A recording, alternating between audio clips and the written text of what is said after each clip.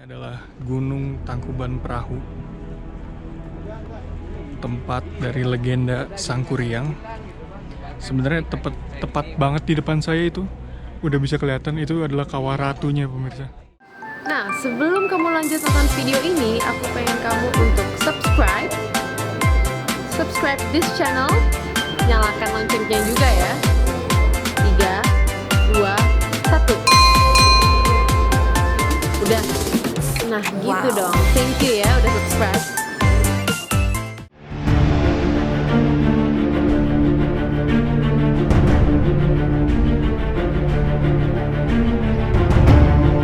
Di balik kemegahan dan juga berbagai pesona yang dimilikinya, Gunung Tangkuban Perahu seperti layaknya beberapa gunung lain yang ada di tanah air, memiliki mitos yang mungkin jauh di luar jangkauan logika dan akal sehat. Mitos yang paling terkenal tentu saja soal legenda terbentuknya gunung ini, yakni tentang seorang laki-laki bernama Sangkuriang yang ditolak cintanya oleh sang ibu kandung, Dayang Sumbing atau Rarasati.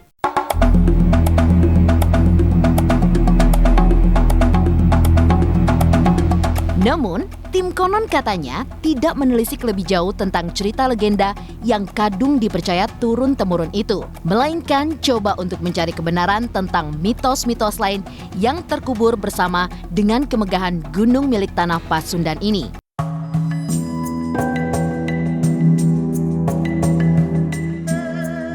Sudah sejak lama masyarakat Jawa Barat umumnya dan warga Bandung khususnya banyak yang mempercayai soal kekuatan gaib yang dimiliki oleh Gunung Tangkuban Perahu. Tentu bukan tanpa alasan pemirsa, mengingat gunung yang sampai saat ini statusnya masih menjadi gunung aktif tersebut memiliki kesan misteri yang tidak bisa ditutupi oleh keramaian para wisatawan yang datang mengunjunginya.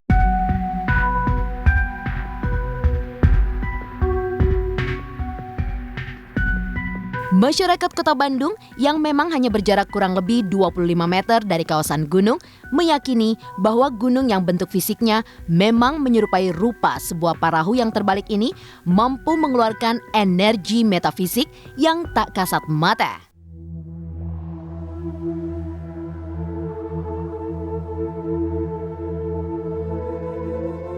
Beberapa mitos bahkan sampai saat ini pemirsa masih melekat dengan Gunung Tangkuban Perahu. Bahkan mampu mengusik alam bawah pikir kita. Bayangkan saja, menurut kabar yang beredar di tengah masyarakat, di gunung ini terdapat sebuah pemandian yang konon merupakan pemandian Dayang Sumbi. Pemandian mistik yang oleh masyarakat sekitar dipercayai sering digunakan oleh Dayang Sumbi semasa hidupnya itu letaknya berada di puncak gunung, berdekatan dengan Goa Kahuripan. Selain itu pemirsa, ada juga mitos tentang sosok wanita misterius yang kehilangan selendangnya di area sekitar kawah gunung. Tentu wanita yang dimaksud itu bukan sosok wanita biasa, melainkan sosok makhluk astral yang sedang menampakkan dirinya kepada mereka yang mendatangi kawah. Cerita ini tidaklah datang begitu saja. Pasalnya, konon, hal ini diperkuat oleh pengakuan seorang pendaki gunung yang pernah diminta tolong sang wanita astral untuk mencarikan keberadaan selendang. Alih-alih menemukan selendang yang dimaksud, saat melakukan pencarian, sang wanita justru menghilang secara misterius. Sontak, cerita tersebut beredar kuat dari mulut ke mulut ini hingga terus diyakini kebenarannya sampai dengan saat ini. Tak berhenti sampai pada keberadaan sosok wanita misterius pencari selendang yang kerap dijumpai di area Gunung Tangkuban Perahu. Mitos tentang keberadaan manusia berpakaian hitam juga seolah menambah aura mistis yang dimiliki oleh Gunung Tangkuban Perahu. Sosok ini pun kabarnya beberapa kali menampakkan diri ke para pendaki pemirsa, terutama mereka yang mendaki malam hari. Lantas, siapakah sosok tersebut? Apakah memang ada sosok lainnya yang juga tidak sungkan untuk menunjukkan diri pada para pelancong yang mendatangi area gunung?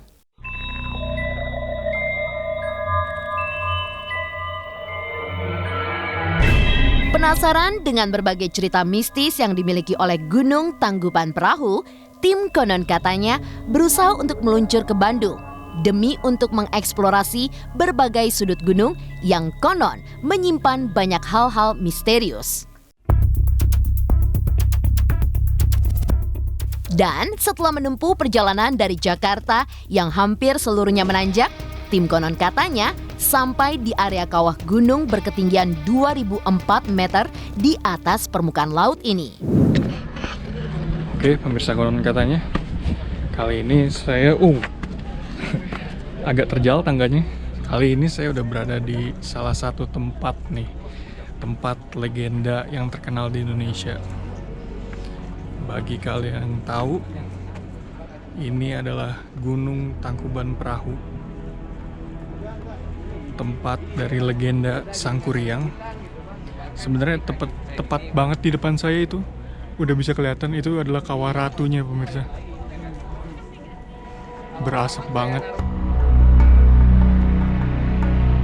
Nah, yang saya tahu tuh, tentunya masyarakat juga tahu legenda Sangkuriang, gimana terciptanya gunung ini dengan waktu keadaan dia marah, dia nendang, yang katanya dia nendang perahu sehingga perahunya bertelungkup. Saya kurang tahu sih tepatnya tuh telungkupan perahunya tuh di mana. Mungkin itu ya. Itu sih saya lihat sih agak mirip kalau kayak perahu dibalik gitu.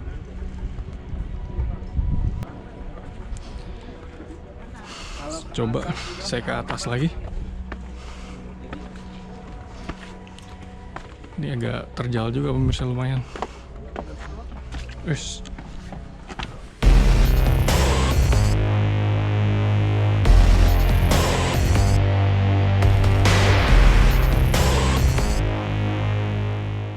Selain terkenalnya akan Sangkuriang, sebentar, coba saya naik.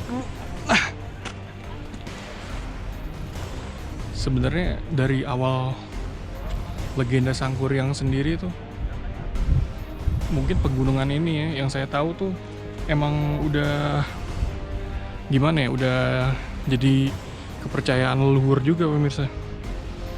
Kan kayak awal cerita Sangkuriang tuh dimulai dari kayak dewa-dewi yang di Kayangan tuh, ada Sang Hyang segala macem. Bahkan yang saya dengar juga Tumang aja, yang Tumang bapaknya Sangkuriang yang menyerupai anjing itu juga katanya keturunan dewa sih. Ini view-nya udah lumayan nih, tapi semakin naik bau belerangnya sih makin kenceng karena ketiup angin sih mungkin.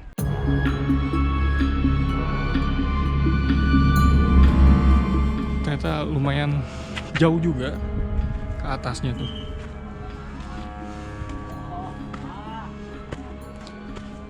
Coba saya lihat lagi ke arah kawah.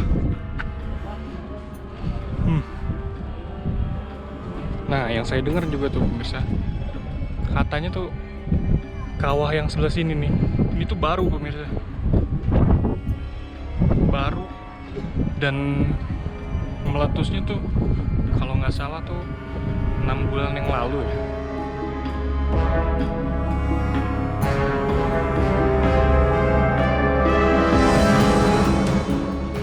Coba saya jalan lagi. Saya mulai kehabisan napas saya. Bahkan walaupun udah agak menjauh nih, bau belerangnya main kecium.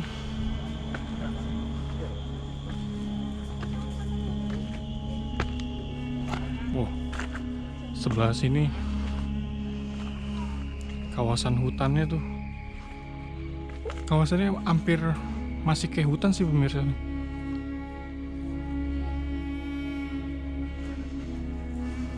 Ntar deh saya coba ke sebelah sini, tapi saya masih penasaran, pengen naik lebih jauh lagi.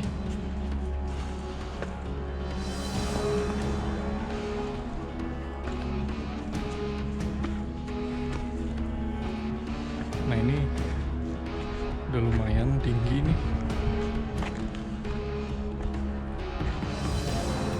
ibaratnya tadi saya start dari sana.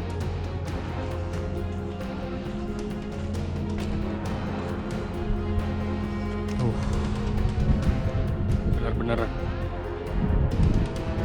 legenda banget sih tempatnya.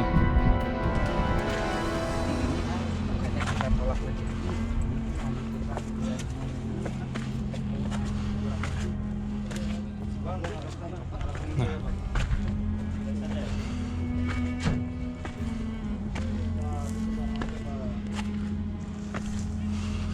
ini daerah udah semacam tempat rekreasinya juga.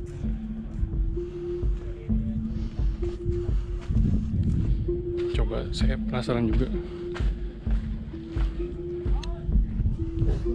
Ini tapi kesini tuh kesannya gimana ya?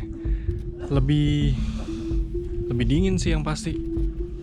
Terus langsung beda gitu pemirsa, kayak kalau bisa lihat kan model pohonnya gini nih, batangnya hitam, terus kayak bentuknya kekar-kekar gitu pohonnya.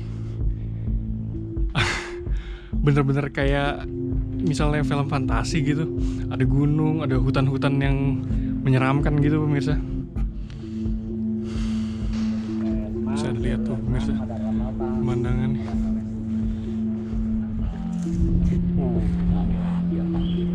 Kok bisa dengerin sih anginnya tuh kayak tiupannya kenceng banget, jadi kedengerannya kayak lolongan ya gitu. Gitu. Tuh, bisa denger pemirsa kayak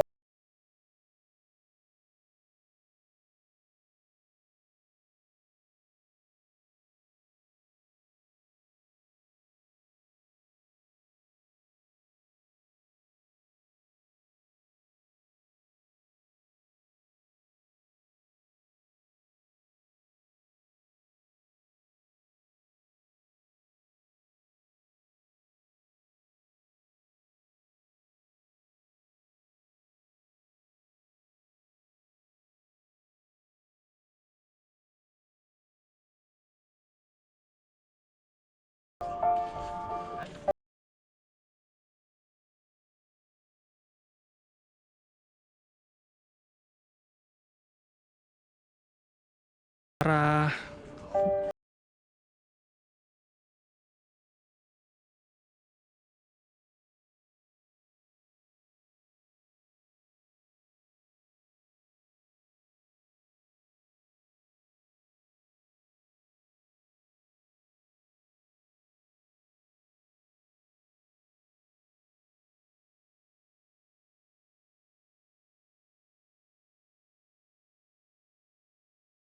beda banget sih.